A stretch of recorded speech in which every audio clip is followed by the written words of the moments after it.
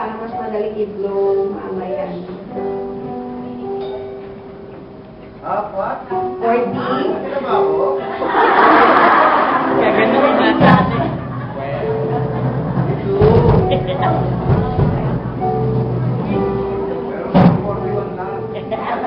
Praise the Lord. So, ipag-blow muna ni Pastor. Ito, wish, Pastor.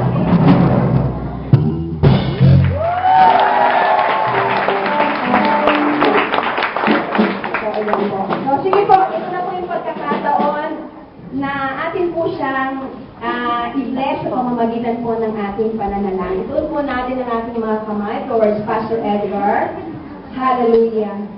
Hallelujah, Jesus. Lord, maraming pong salamat sa pagkakataon ito kung saan sama-sama po kami maitaas sa iyo sa panalangin ang iyong hinirang at pinili upang maging regional pastor ng JIL Hong Kong, Pastor Edgar Robles. Lord, I know and I believe that you have seen something special in his life na kung saan, Panginoon, pinili mo siyang pagkatiwalaan, Panginoon, ng isang napakalaking responsibility as our regional pastor. And God, sa kanya pong kaarawan, sa pagdiriwang po ng kaarawan niya sa June 11, I pray, Father, kung paano, Lord, ay dinadagdag mo, Panginoon, ang taon sa kanyang buhay. I pray, Lord, that you will not only add years to his life, but, Lord, add life, Lord, to every year na bawat idadagdag mo sa kanya. Buhay, Panginoon, na kung saan sa pamamagitan niya, Panginoon, patuloy na maraming tao mapapagpalat may lapit sa iyong dakilang paanan.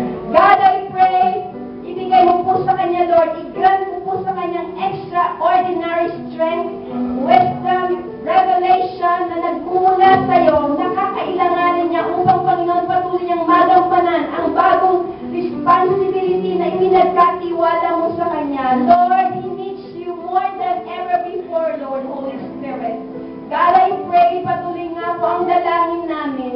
Patuloy mo nga po siyang pagpalain. Bless him, Lord. Surround him with your favor as with a shield. And God, continue to fulfill your very purpose in his life. Establish every work of his hands for the glory of your name. At Ama, ang dalangin ko nga po, Diyos, sa patuloy nga po katapatan niya sa paglilingkod sa iyo.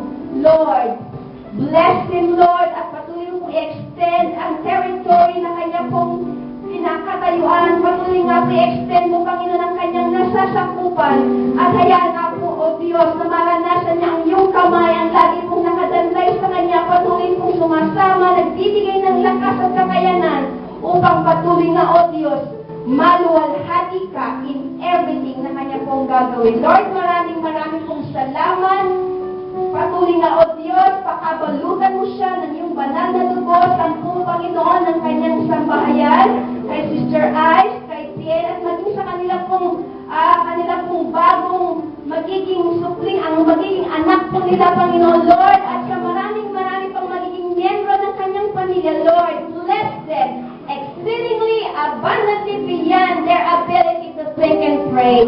Salamat po, Panginoon, at anuman po ang secret petition ng aming pong minamahal na pastor, i-grant mo po ito according to your will. Salamat, Ama, be glorified and be exalted. Salamat, Panginoon, sa lahat ng nakiisa sa panalangin. Sa iyo po ang lahat ng papuri, pasasalamat, pagluwalhati sa pangalan ng aming Panginoong Yesus. Ito po ang aming panalangin. Amen.